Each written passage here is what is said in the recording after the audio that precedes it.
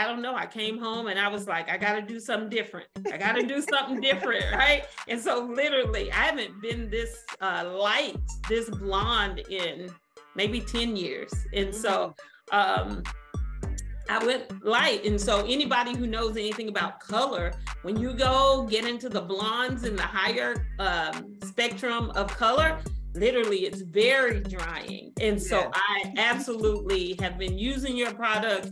I'm like, oh, Rene, you got something here, you know, because literally my hair is very supple, still very soft, even with this high color. So you almost have to be a slave to moisture when you have this light color. And so I love the spray. I love the conditioner. And when you said leave it in, look, the bottle, y'all see me struggling with these glasses. I was trying to read the bottle and read the directions on the bottle. And I said, I'm just going to leave this in. So I'm glad today that you can leave it in. And then the oil, oh my gosh, I massaged my scalp last night and I felt the tingle of the peppermint.